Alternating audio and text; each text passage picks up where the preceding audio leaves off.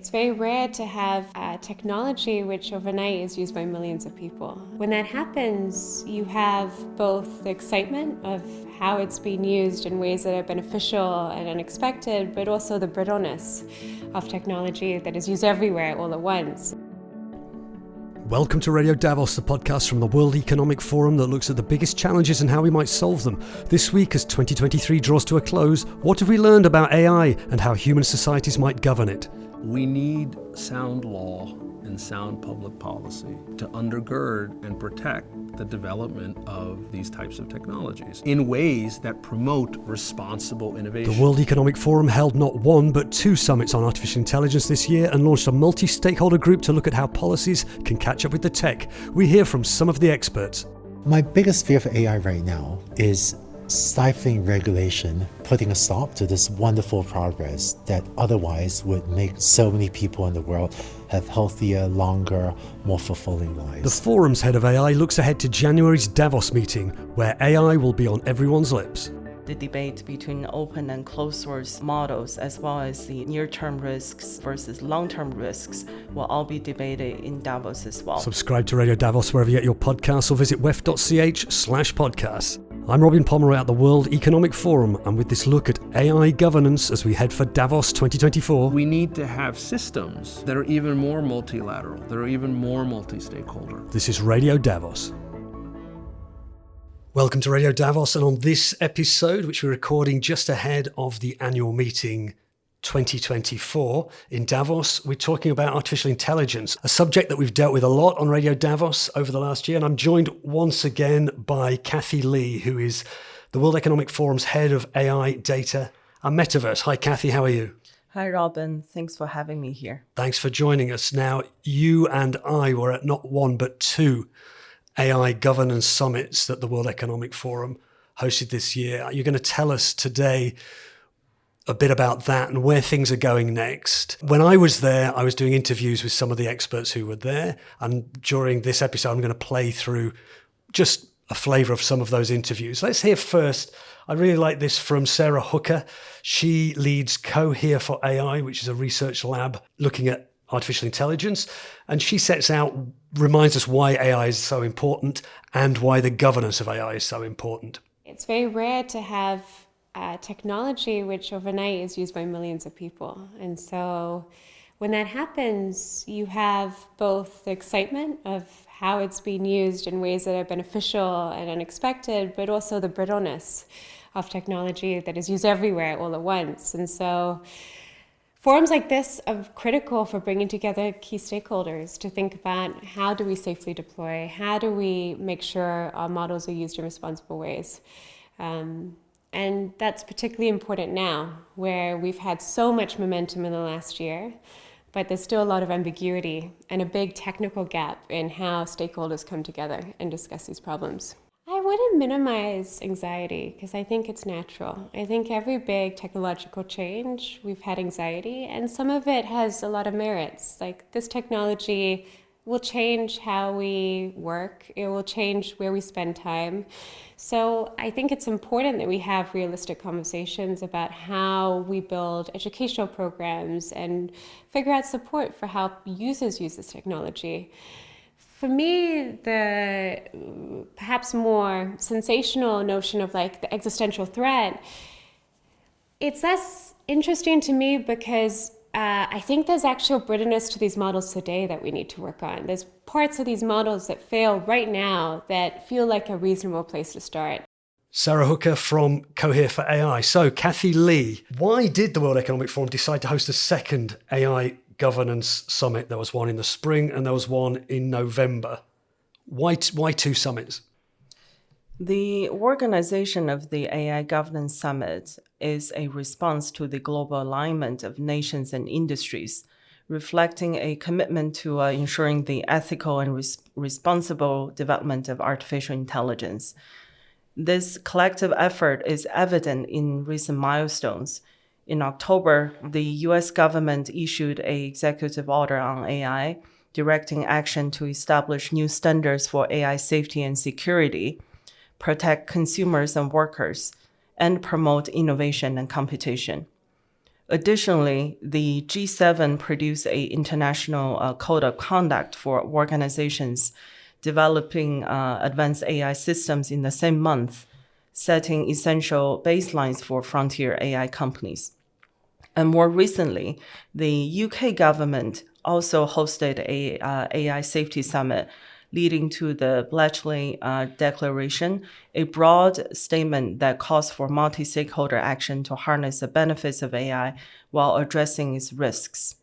The declaration, signed by 28 countries, emphasizes the importance of collaboration, including with China and developing nations.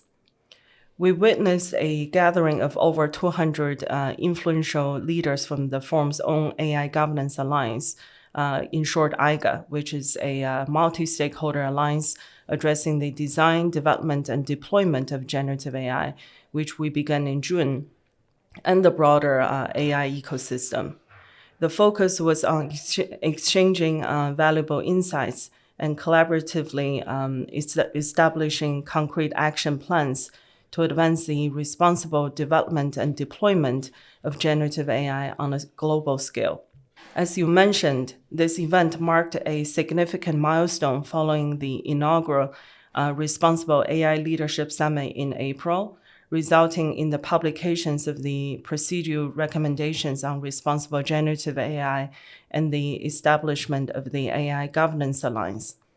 Participants from various sectors highlighted the vast opportunities of AI integration while emphasizing the critical need for responsible development aligned with global ethical standards, addressing topics such as adaptive regulatory frameworks and harmonized standards.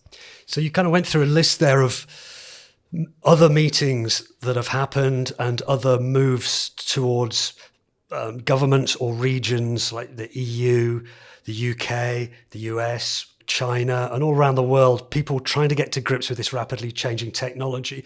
But I guess what the World Economic Forum does that maybe some of those other places don't do is bring together these various stakeholders, the regulators, governments, the companies, and academia. Let's hear another clip then from an interview I did at the AI Governance Summit in November. This was actually our host for the first day of that 2-day summit, which was in the Salesforce Tower in San Francisco. This is Sebastian Niles, who's President and Chief Legal Officer at Salesforce. I do think that this, the transformation opportunity that AI brings really for all of society, as well as, of course, for governments, for business, and for communities and just human beings, can only be achieved if we have one, strong public and private sector collaboration, but then much more broadly, bringing a whole swath of diverse and multi-stakeholder voices into the conversation. And that's what I think, and that's what I've been seeing already from the AI Governance Alliance. If we're able to use AI to essentially raise the floor, right, for kind of what's the minimum acceptable level, right, of whatever sort of product of solution, sort of impact, maybe reducing mistakes, right, that can occur. Obviously, look at healthcare, right? Not everyone always has the best access, right, to sort of XYZ. But I think AI has this, if we do it right, and if we lead with trust, and if we lead with inclusion and think about equality and sustainability and all these items around innovation and really kind of embrace stakeholder success, right, as we look at AI, I think we can both raise the floor, right, and improve both business outcomes, human outcomes, societal outcomes, civil society outcomes, but also achieve, right, the really powerful moonshot goals too. We need sound law and sound public policy, right, to undergird and protect the development of these types of technologies in ways that promote responsible innovation. We need, I think it's right, new governance frameworks that are agile, that are nimble, right? Just like companies have to have cultures that are deeply innovative and able to learn fast, respond fast, adjust fast, right? We need to have systems that are even more multilateral, that are even more multi-stakeholder. That was Sebastian Niles, who's President and Chief Legal Officer at Salesforce. Cathy, What were some of the most important themes and key takeaways that emerged from the summit, do you think? Robin, you had a really good point. What differentiates the forum's AI Governance Alliance and the summits that we put together has always been, first and foremost, that we're community-based. And second, thanks to our agility, we're able to pursue some of the, most urgent and needed actions in a very timely manner. And it was no difference with the summit that happened in November. So over the 3 days, many topics emerged, with crucial themes centering on the importance of adopting a global perspective that extends beyond technologically advanced nations. One significant focus was on ensuring inclusive benefits of AI development, extending to both developed and developing countries. Bridging the digital divide became a central topic, with participants advocating for increased access to critical infrastructure like data, cloud services, and compute, alongside essential foundations for improved training and education. Key takeaways included the need for clear definitions and thoughtful consideration in the open source and innovation debate, promoting public-private collaboration for global access to digital resources, and advancing AI governance through adaptive regulations, harmonized standards, and ongoing international discussions. Yeah, one of the things you mentioned there was the digital divide, the concern that AI could become a rich country or a rich person's tool, and so that needs addressing. The digital divide mean millions, if not billions, of people don't have access even to the basic internet right now, and that risks getting worse. And then there are lots of policy debates going on. One of them was highlighted by the next soundbite we'll hear. This is Andrew Ng, who's the founder of Coursera and of DeepLearning.AI.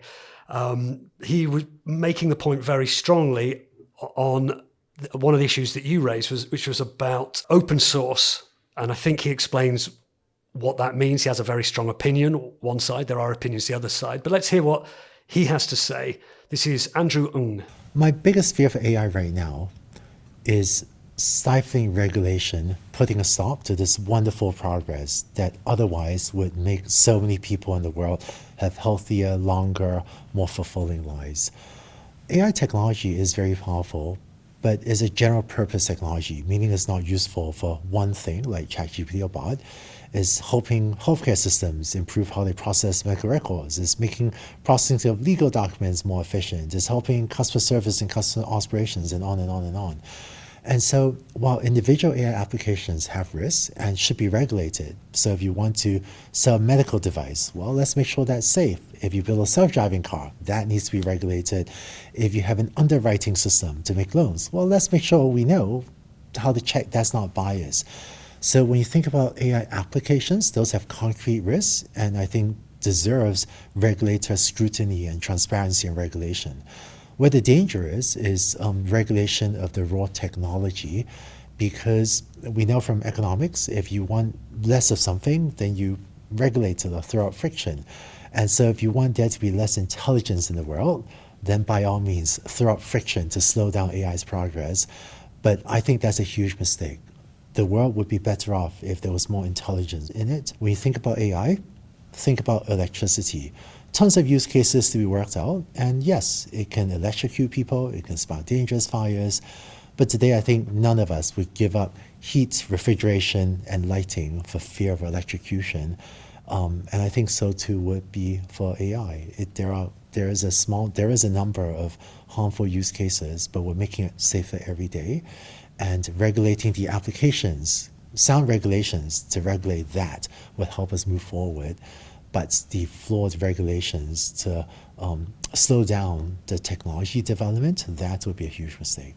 Andrew Ng, founder of Coursera and of DeepLearning.AI. So Cathy, what did this summit achieve, do you think, and what would the next steps be? The AI Governance Summit achieved the formulation of practical plans for the accountable and inclusive development of generative AI technology. The next steps involve consolidating and sharing these plans at the annual meeting in Davos in January 2024 through the publications of our first report. And some of the tensions that you just alluded to earlier, including the debate between open and closed source models, as well as the near-term risks versus long-term risks, will all be debated in Davos as well. The expectation is that these initiatives will guide further collaborative efforts and actions within the AI Governance Alliance and the broader AI ecosystem to ensure responsible and ethical advancements in the field of artificial intelligence. Right. I don't think there's any doubt that at Davos, which as we record is just a few weeks away, AI is really, everyone's going to be talking about it. I don't think there's any doubt about that in a way that possibly has never happened at other Davoses. I know it's been an issue. It was last time, but I think this one is really going to be a headline issue. So very interesting to look out for. Let's have one more clip from one of the interviews I did at that summit. This is from Dubai. Khalfan Belhoul is the chief executive at the Dubai Future Foundation, an agency that tries to promote fields such as artificial intelligence. Khalfan Belhoul. Artificial intelligence, by the name, is not something that you can actually govern. You can govern the sub-efforts or the sectors that artificial intelligence can affect. And if you take them on a case-by-case basis, this is the best way to actually create some kind of a policy. But the biggest challenge is how do you unify those policies and set best practices and standards, and then apply them on a global basis to ensure that everyone can use AI in the best way possible. If the Alliance focuses on, first of all, step one, getting in the right voices in the room and coming up with an aggregated plan that has all those views in it, and then converts those into action items. And maybe many people sometimes criticize those large convenings that they are all about conversation without action. But when you try to convert those actions through this alliance, and I would probably say the first action would be some kind of a tangible use case or a pilot project that can be an example for the world where upon success of this project, it can be gradually standardized. And like I said, with artificial intelligence, you would need to focus on a specific sector. For example, how can AI impact the media sector? And what kind of content can we use? How will we use that content? Once that's done, then you can gradually jump into different sectors. That was Khalfan Belhoul, CEO of Dubai Future Foundation. Well, Cathy, thanks for joining us on Radio Davos, and I hope to bump into you. I'm sure you're going to be very busy there, but I hope to bump into you in the corridors and have you back in to see what happened there and see where we're going next on AI. Thanks, Robin, and looking forward to sharing more from Davos on AI. Cathy Li, Head of AI at the World Economic Forum. Thanks for joining us on Radio Davos. To find out more about the AI Governance Alliance, visit the website wef.ch/AIGA in capitals. And listen back to our mini-series on generative AI from earlier this year. It's in the Radio Davos feed on your podcast app, or you can visit wef.ch/podcasts, where you'll find all our podcasts, including Linda Lucino's weekly Meet the Leader. If you like Radio Davos, please take a moment to leave us a rating and join the conversation on the World Economic Forum Podcast Club on Facebook. This episode of Radio Davos was written and presented by me, Robin Pomeroy. Studio production was by Taz Kelleher. We'll be back next week, but for now, thanks to you for listening and goodbye.